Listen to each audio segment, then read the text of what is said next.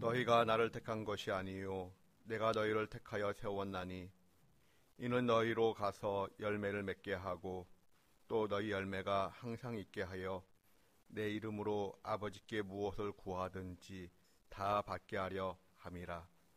하나님은 영이시니 예배하는 자가 영과 진리로 예배할지니라. 아멘.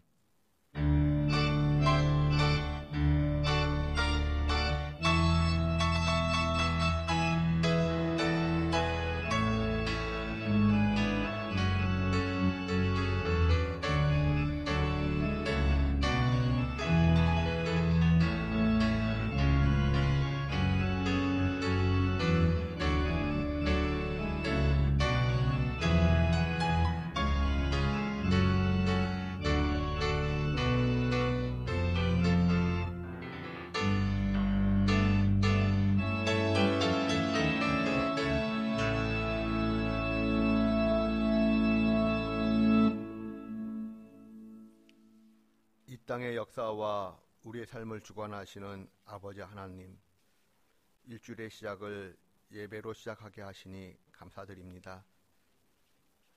저희들은 하나님 앞에 설 의로움이 없습니다.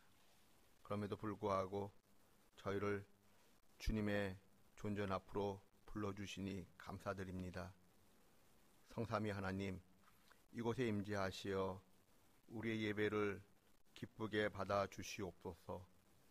예배를 통하여 어두워진 심령에 밝은 빛을 비춰주시고 마른 땅에 샘을 터지듯 샬롬의 은혜를, 기쁨의 은혜를 베풀어 주시옵소서. 예수님의 이름으로 기원하옵나이다. 아멘. 성시교독은 87번입니다. 또 내가 새 하늘과 새 땅을 보니 처음 하늘과 처음 땅이 없어졌고 바다도 다시 있지 않더라. 또 내가 봄에 거룩한 성 새 예루살렘이 하나님께로부터 하늘에서 내려오니 그 준비한 것이 신부가 남편을 위하여 단장한 것 같더라. 내가 들으니 보좌에서 큰 음성이 나서 이르되 보라, 하나님의 장막이 사람들과 함께 있음에 하나님이 그들과 함께 계시리니 그들은 하나님의 백성이 되고 하나님은 친히 그들과 함께 계셔서 모든 눈물을 그 눈에서 닦아주시니 다시는 사망이 없고 애통하는 것이나 곡하는 것이나 아픈 것이 다시 있지 아니하리니 처음 것들이 다 지나갔음이로라. 보좌에 앉으신 이가 이르시되 보라, 내가 만물을 새롭게 하노라. 아멘. 아멘. 참회의 기도를 드립니다. 만물을 새롭게 하시는 하나님께서 우리의 삶을 다시 새롭게 빚어주시기를 바라는 마음으로 참회의 기도를 드립니다. 주님 보시기에 합당하지 못한 말과 행동이 있었다면 용서하여 주시옵소서. 우리의 모습이 왜 이리도 한심스러운지 모르겠습니다. 하나님의 자녀답게 말과 행동을 해야 하는데 마치 마귀의 자녀처럼 말하고 행동할 때가 너무 많습니다. 죄를 짓고도 죄인지도 모르는 무디어진 마음, 주여 불쌍히 여겨 주시옵소서. 이 나라의 민족의 어두움과 아픔과 슬픔을 주님 불쌍히 여겨 주시옵소서. 이제는 하나님과 저만이 아는 죄를 고백합니다.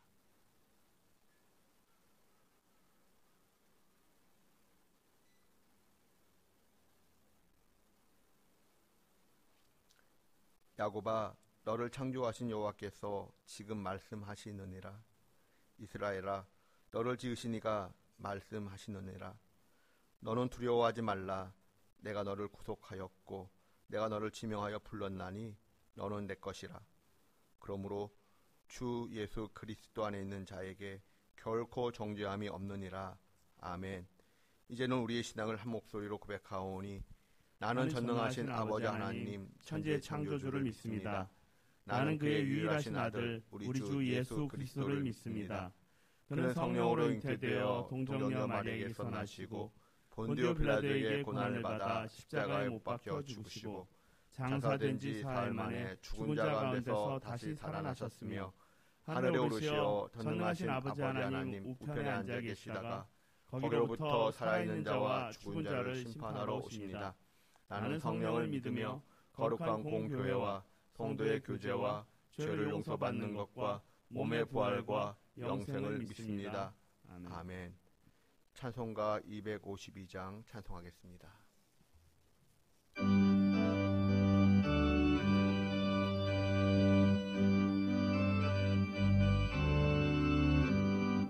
나의 죄를 씻기는 예수의 피밖에 없네. 다시 정케하기도 예수의 피밖에 없네. 예수의 흘린 피 날 이게 하오니 귀하고 귀하다. 예수의 피밖에 없네. 나를 정케하기는 예수의 피밖에 없네.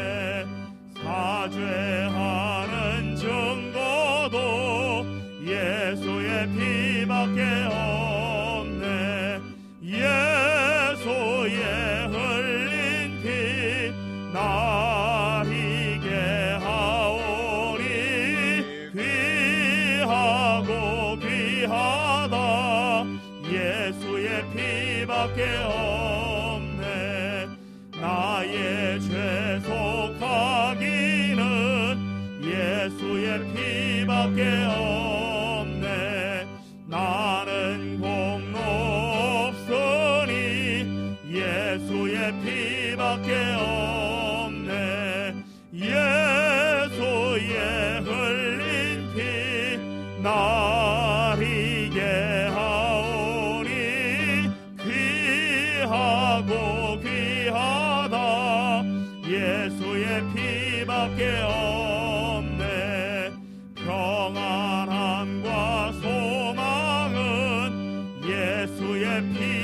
피밖에 없네. 나의 의는 이것뿐 예수의 피밖에 없네. 예수의 흘린 피 날 이게 하오니 귀하고 귀하다. 예수의 피밖에 없네. 영원토록 내 할 말 예수의 피밖에 없네. 나의 찬미 제목은 예수의 피밖에 없네. 예수의 흘린 피 날 이게 하오니 귀하고 귀하다. 예수의 피밖에 없네.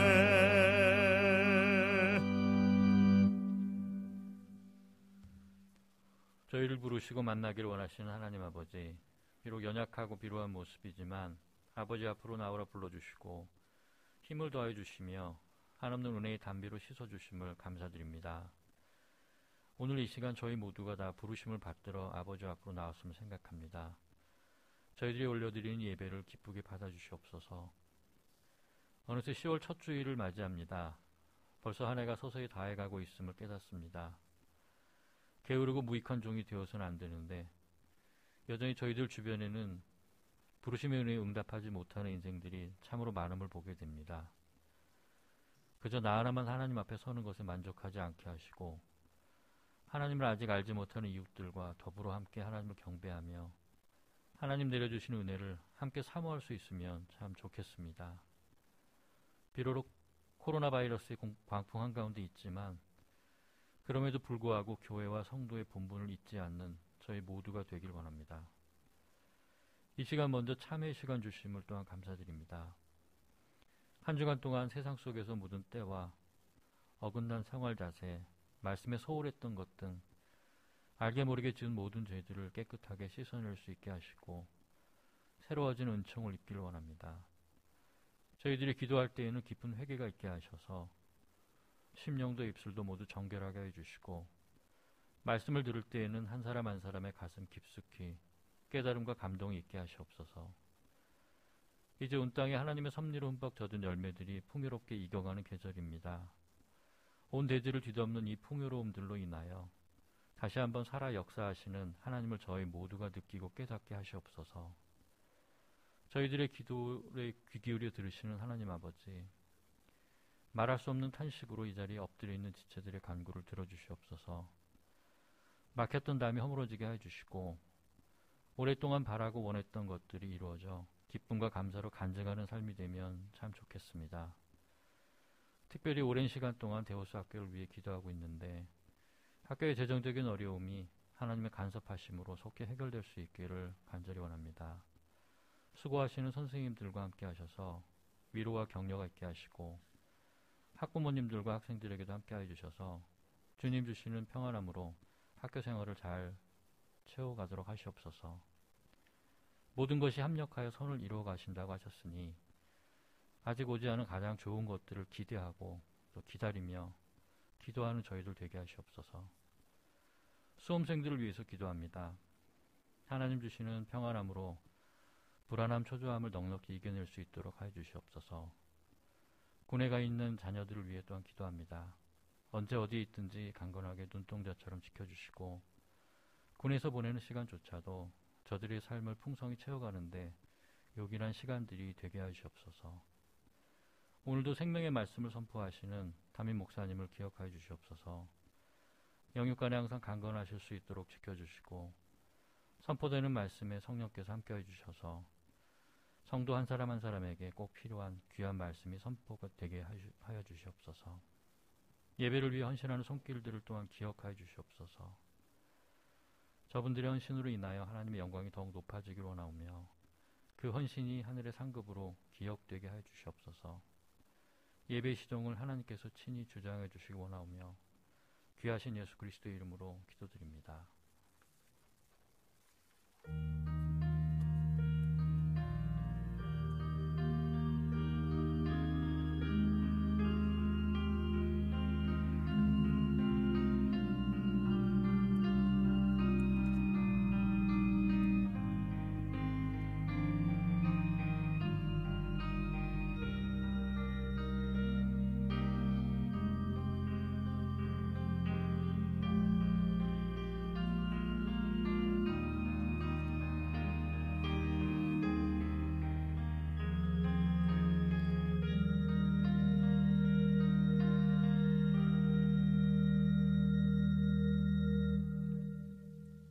하나님의 말씀은 요한복음 1장 29절에서 34절입니다.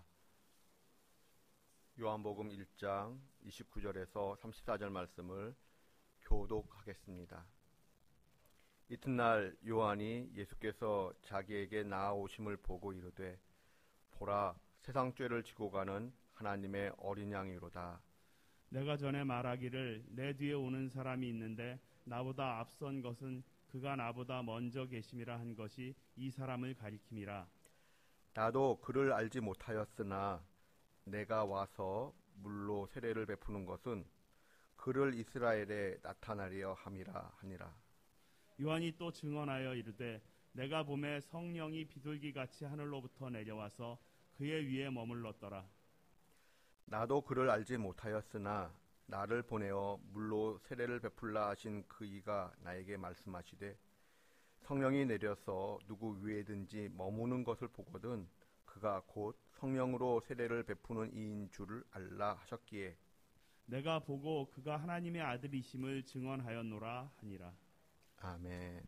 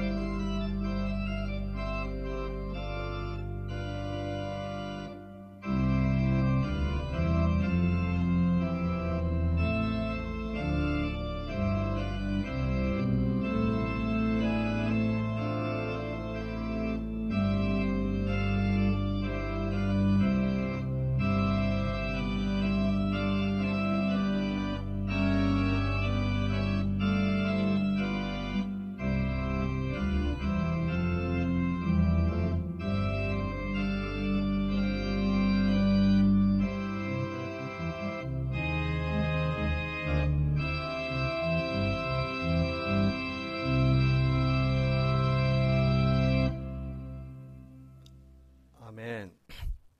샬롬. 한 주 동안 평안하셨나요? 옛날 찬양입니다. 그 춘약 3집에 나오는 찬양 가운데 나는 소리요라고 하는 찬양이 있습니다.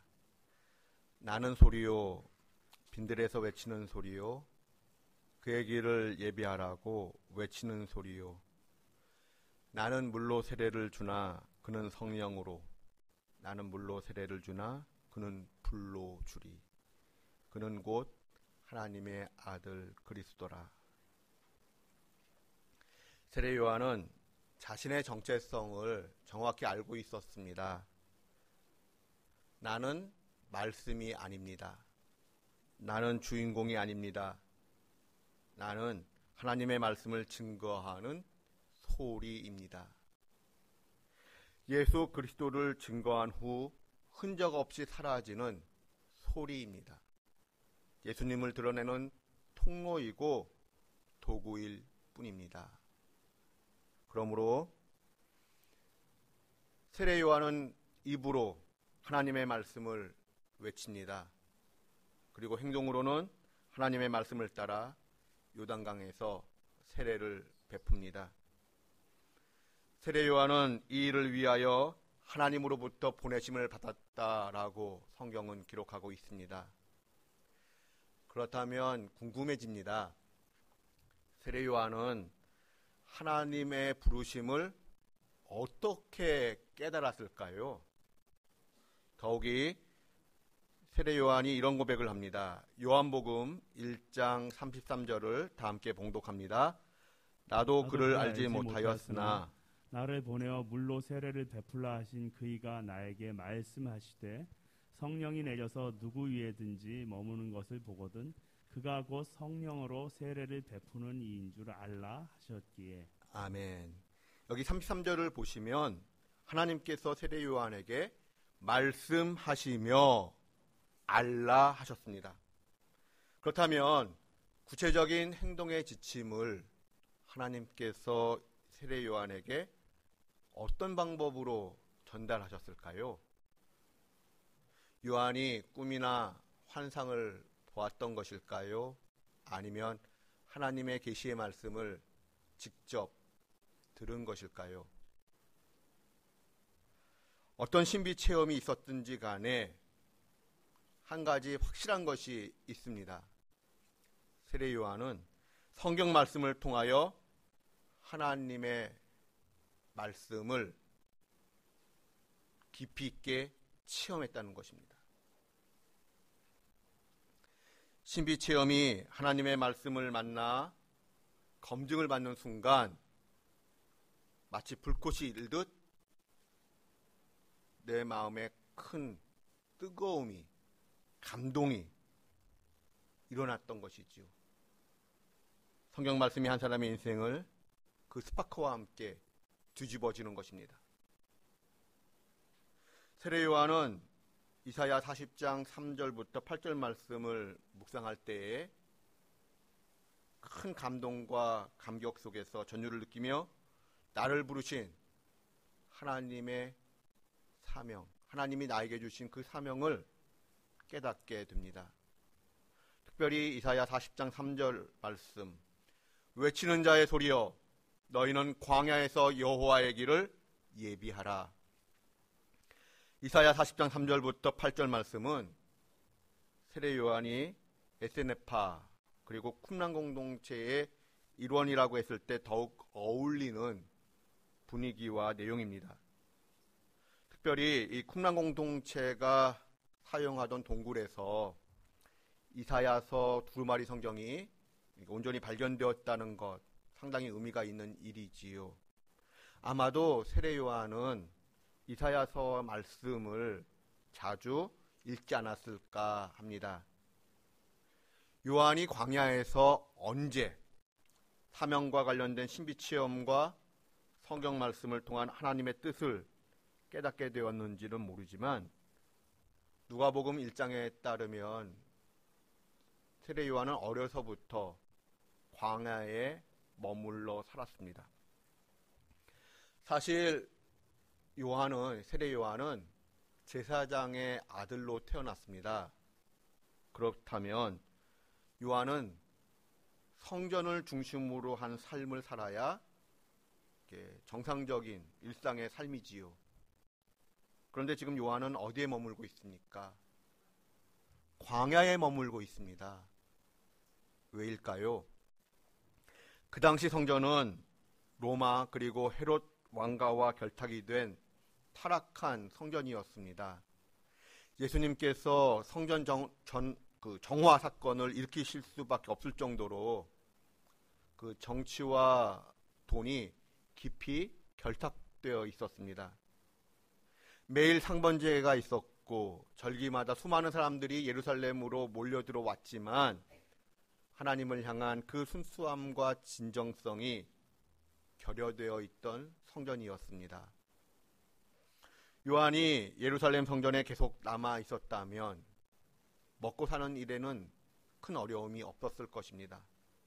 그러나 요한은 하나님을 향한 진정성을 찾고 회복하고자 광야로 나아갑니다.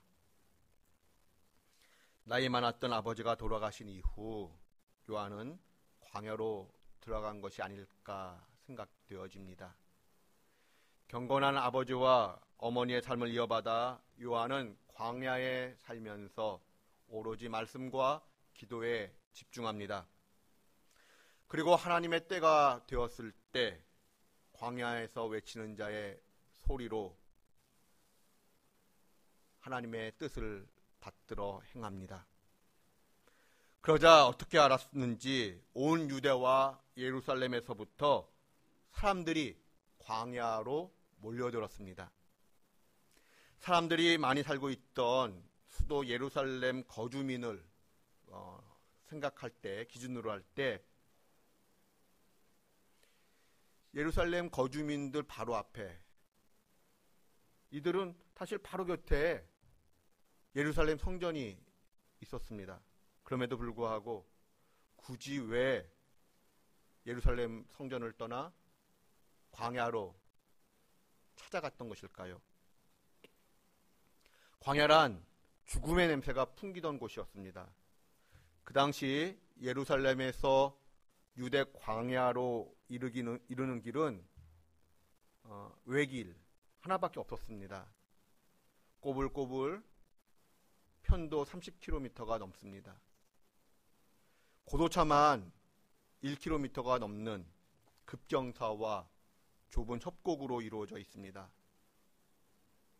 물도 구하기 어렵고 또 강도들도 많았던 상황입니다.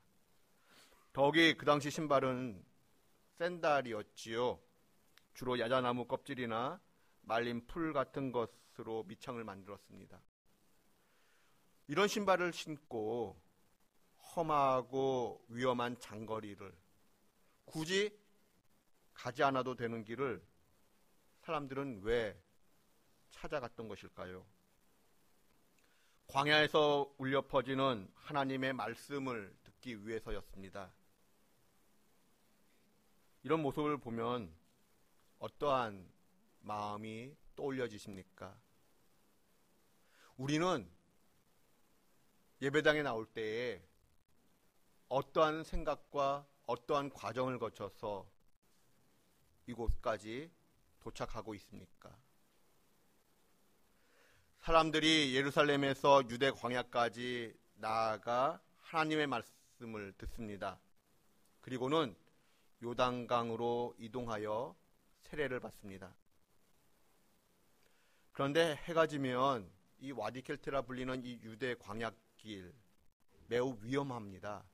낮에도 위험한데 밤은 더욱 위험하지요. 그러므로 안전하게 예루살렘으로 돌아오고자 하면 현실적으로 이틀 이상의 시간이 필요합니다.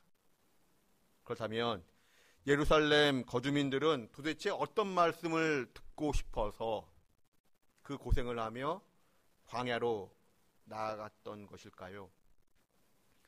들어가도 복받고 나가도 복받고 라고 하는 일명 축복의 말씀을 듣고 싶어서였을까요? 아닙니다. 광야에서 들려온 소리는 회개하라, 천국이 가까이 왔다라고 하는 선포였습니다.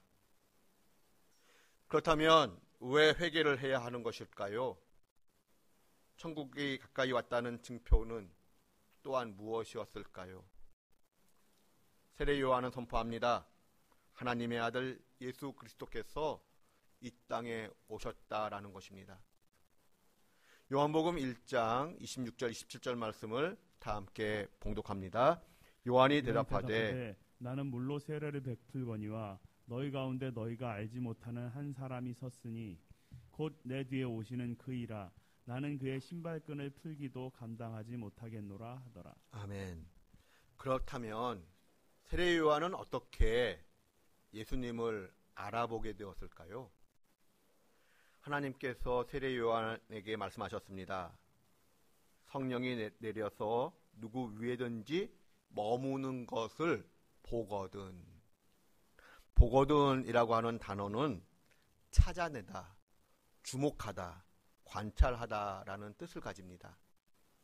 그러므로 성령이 내려서 누구 위에든지 머무는 것을 주목하여 찾게 되면 그가 곧 성령으로 세례를 베푸실 그분이다.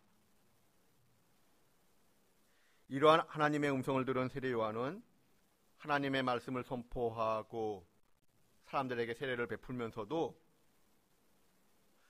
성령이 비둘기처럼 하늘로부터 내려 그 위에 머무시는 그분을 찾고자 열망합니다. 사실 하나님께서는 세례 요한에게 예수님이 나타나실 것이다 라고 하는 것만 말씀하셨습니다. 언제 나타나실 것임을 정확하게 언급하지는 않으셨습니다. 그러므로 세례 요한은 하나님께서 보여주시는 그 계시의 증표를 놓치지 않기 위하여 바짝 긴장했을 것입니다. 그러하던 때에 하나님께서 세례 요한의 눈을 열어주시어 예수님 위에 머무시는 성령의 임재를 보게 됩니다. 그러자 세례 요한은 외칩니다. 보라, 세상 죄를 지고 가는 하나님의 어린 양이로다. 이와 같이 세례 요한이 예수님을 알아보자 예수님은 요한에게 세례를 받고자 하셨습니다. 그런데 요한이 주저합니다. 왜냐하면 세례를 받는다라는 것은 죄인임을 인정하는 까닭의 서입니다. 죄가 없으신 예수님께서 세례를 받으신다라는 것은 오해의 소지가 있기 때문에 세례 요한이 주저합니다. 그러자 예수님께서 말씀하십니다. 이제는 허락하라. 우리가 이와 같이 하여 모든 의를 이루는 것이 합당하니라. 무슨 뜻일까요? 하나님께서 보시기에 바른 것이 무엇인지를 드러내시기 위하여 예수님은 일부러 세례를 받으시겠다라는 것입니다. 예수님은 하나님의 뜻을 구현하기 위하여 일부러 죄인의 줄에 서고자 하셨던 것입니다. 그렇다면 예수님께서 드러내고자 하셨던 세례의 의미는 진정 무엇입니까? 세례는 죽음을 의미합니다. 요단강에서 사람들이 세례를 받습니다. 예수님도 요단강에서 세례를 받으셨습니다. 그런데 사람들이 세례를 받을 때는 N이라고 하는 전치사가 쓰인 반면 예수님께서 세례를 받으실 때는 에이스라고 하는 전치사가 쓰이고 있습니다. 어떤 차이를 드러내고 싶었던 것일까요? 사람들이 세례를 받습니다. 그런데 성경은 무엇을 이야기하는가 하면 그저 요단강이라고 하는 그 안에서 세례를 받았다라는 것만을 드러냅니다. 사실 그 당시에 그 세례, 물속에 잠기는 세례였습니다.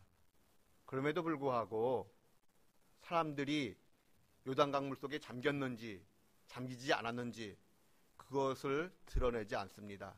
그저 요단강 그 공간 안에 그 공간 안에서 세례가 이루어졌다라는 것만을 드러낼 뿐입니다. 그러나 예수님의 세례에는 에이스라고 하는 전치사를 통하여 무엇을 강조하는가 하면 물속에 완전히 잠기셨다, 침투하여 들어가셨다라는 것을 강조하고 드러내고자 합니다. 다시 말하면 예수님의 세례는 죽음의 의미를 완전히 구현해내는 세례였다라는 것을 성경은 강조하고자 합니다. 로마서 6장 3절과 4절 말씀을 다 함께 봉독합니다. 무릇 그리스도 예수와 합하여 세례를 받은 우리는 그의 죽으심과 합하여 세례를 받은 줄을 알지 못하느냐.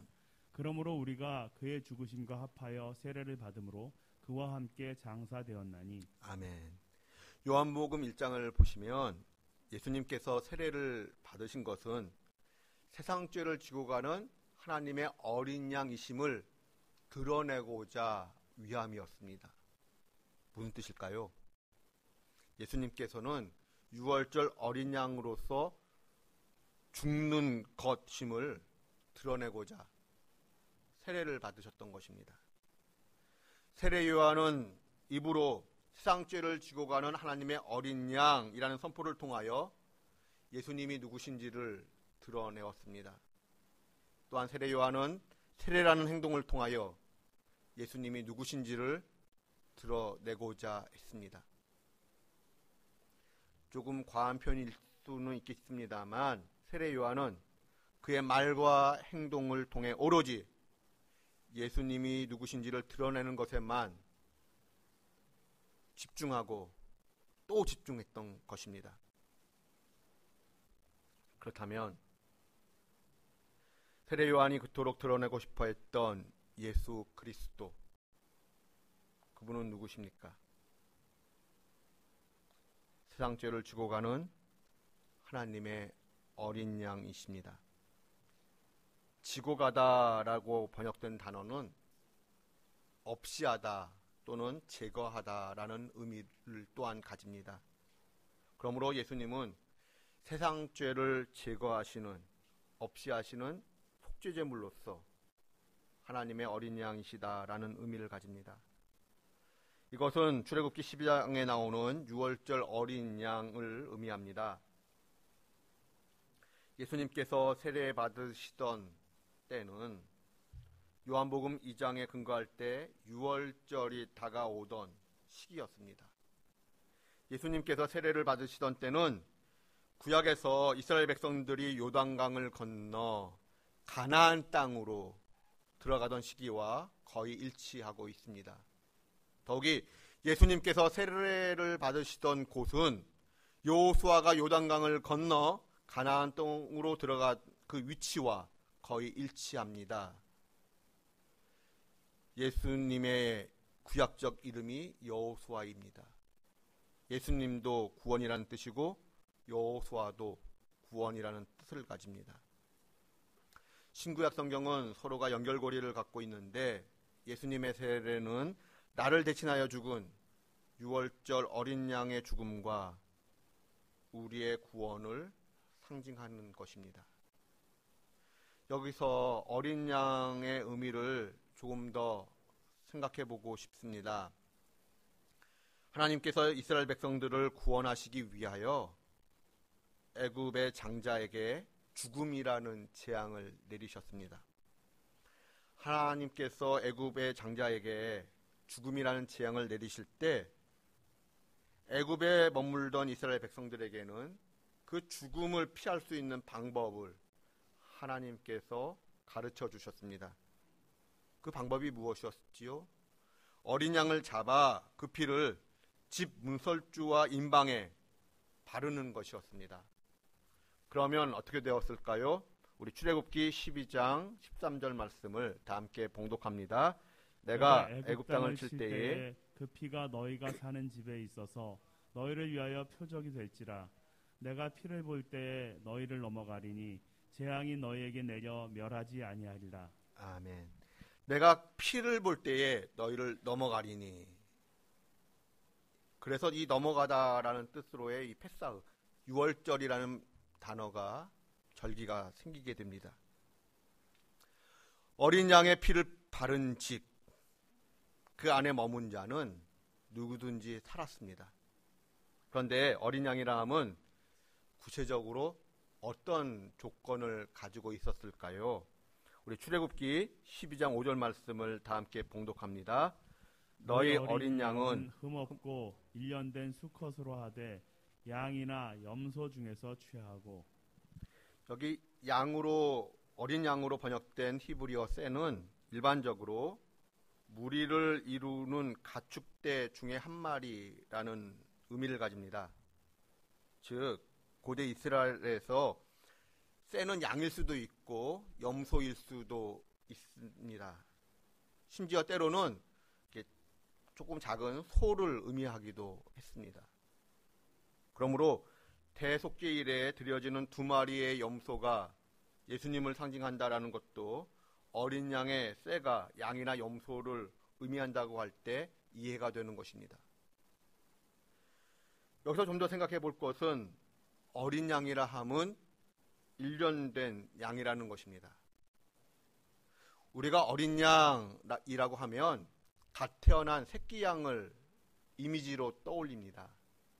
그런데 성경에서 어린 양이라 함은 갓 태어난 새끼 양이 아니라 1년 된 흠없는 수컷을 의미합니다. 출애굽기 12장 3절을 보시면 1년 되었다라는 것이 무엇을 의미하는지가 설명되어 있습니다. 1년 정도 되었다라고 하는 것은 한 가족이 먹을 수 있을 정도의 살코기를 제공한다라는 의미를 가집니다. 중동에서는 양이 태어나 1년이 되면 털을 깎습니다. 유월절 어린 양이라고 함은 갓 태어난 작고 여린 새끼 양이 아니라 털과 고기를 제공할 수 있는 청소년기 또는 청년기의 양을 의미합니다. 그러므로 어린 양 예수 그리스도라 함은 구유에 누워 계신 예수님을 의미하는 것이 아니라 십자가를 지시는 죽음 직전의 예수님을 의미하는 것이고, 우리는 그러한 예수님의 이미지를 떠올려야 합니다. 세례 요한은 말과 행동을 통하여 오로지 예수님이 누구신지를 선포하고자 했습니다.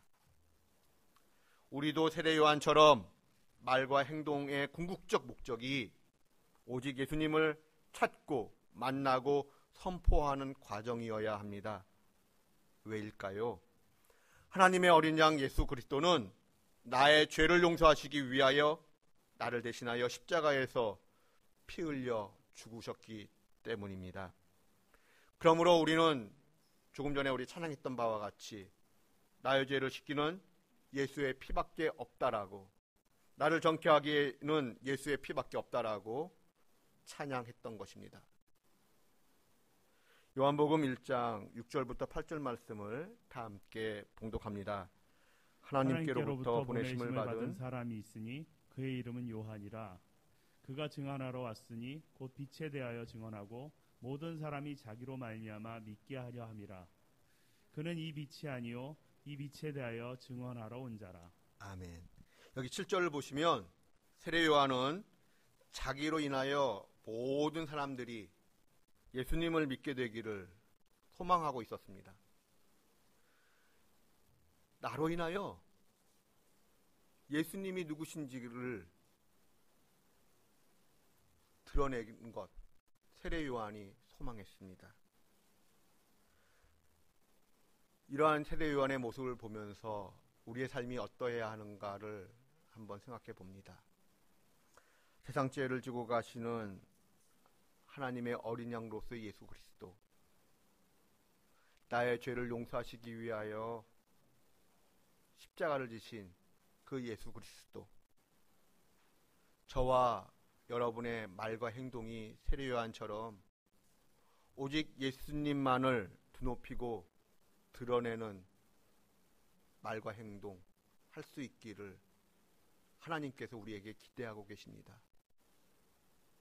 우리 세례 요한의 모습을 보면서 우리도 어떤 말과 행동을 하든지 궁극적으로는 우리 삶 속에서 예수님만을 드높이는 저와 여러분 되실 수 있기를 주님의 이름으로 축원드립니다. 기도하겠습니다. 하나님, 세상 죄를 지고 가시는 하나님의 어린 양 예수 그리스도를 내 삶과 내 모든 고백을 통하여 드러내기를 원합니다. 오직 예수님의 이름만을 드높이는 삶을 살 수 있도록 저희를 인도해 주시옵소서. 예수님의 이름으로 기도드립니다. 아멘. 6월절 어린 양의 피로 찬송하겠습니다.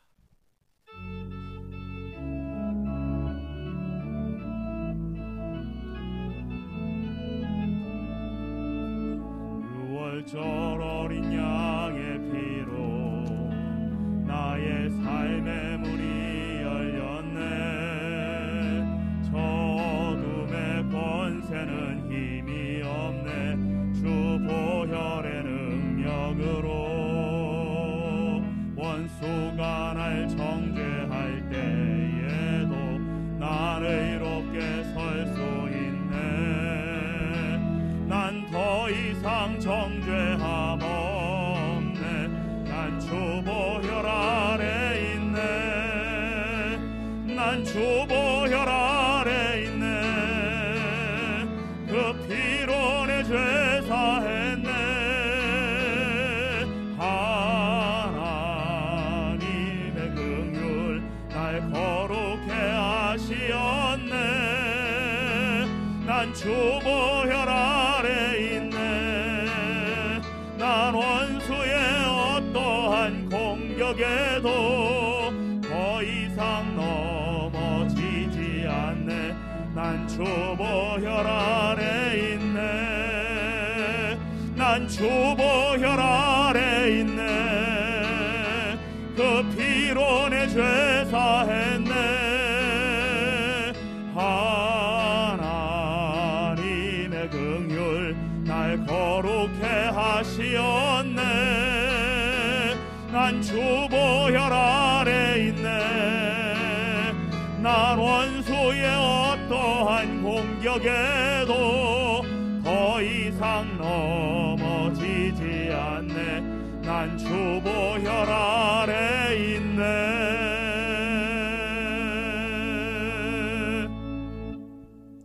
봉헌의 시간 갖겠습니다.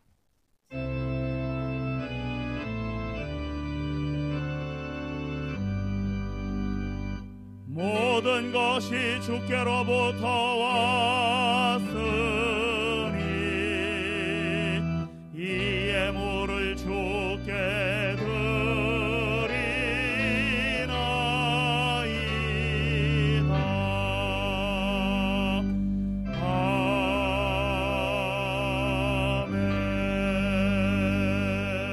아멘. 전능하신 사랑의 하나님, 우리에게 베풀어 주신 무한하신 은혜와 복으로 인하여 감사드립니다. 내려주신 물질의 일부를 구별하여 예물로 드리오니 기쁘게 받아주시옵소서. 쓰여지는 곳마다 아버지의 영광이 드러나고 그리스도의 복음이 널리 전파되기를 원합니다.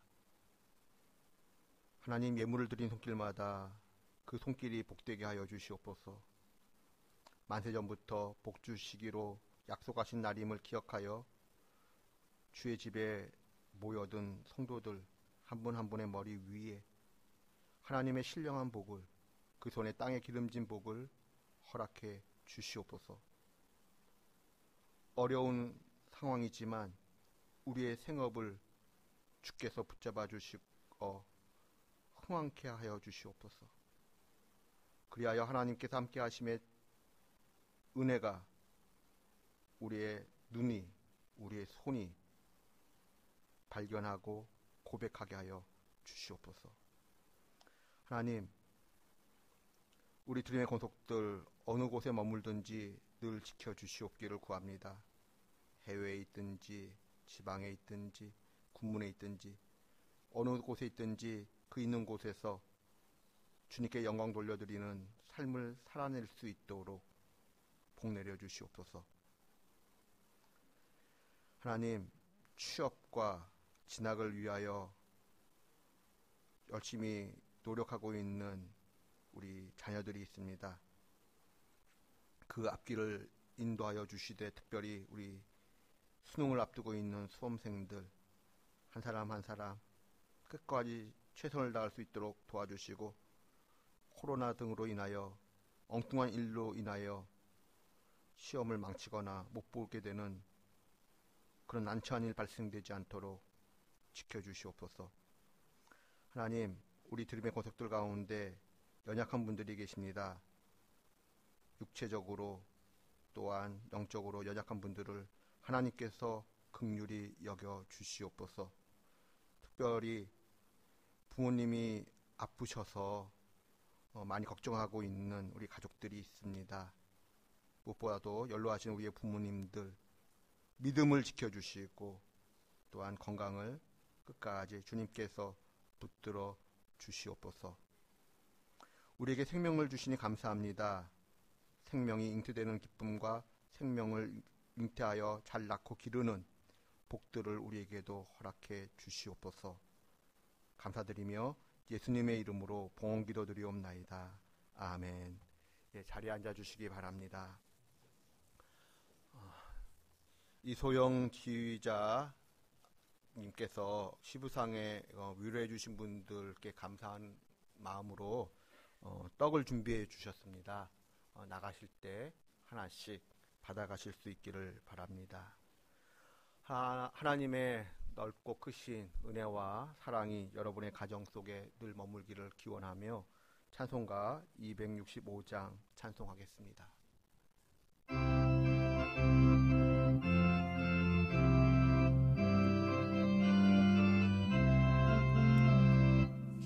주 십자가를 지심으로 죄인을 구속하셨으니 그 피를 보고 믿는 자는 주님의 진노 면하겠네. 내가 그 피를 유월절 그 양의 피를 볼 때에 내가 널 넘어서 가리라.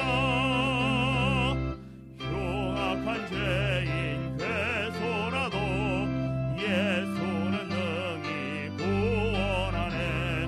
온몸을 피에 담글 때에 주님의 진노 면하겠네.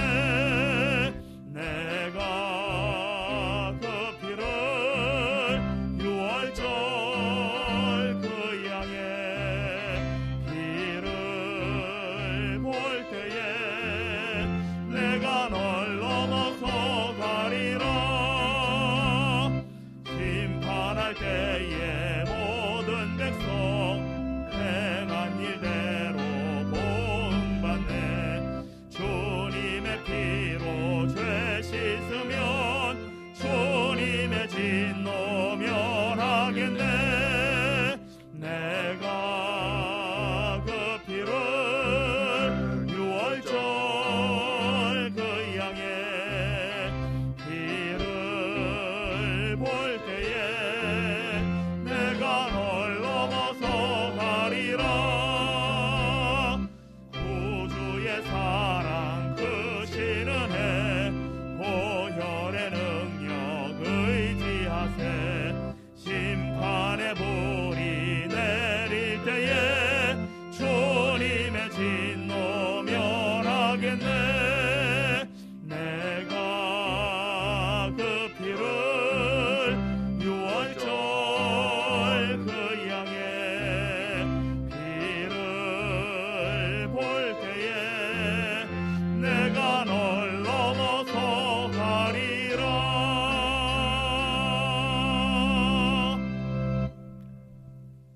우리 주 예수 그리스도의 은혜와 하나님의 크신 사랑과 성령의 교제하심이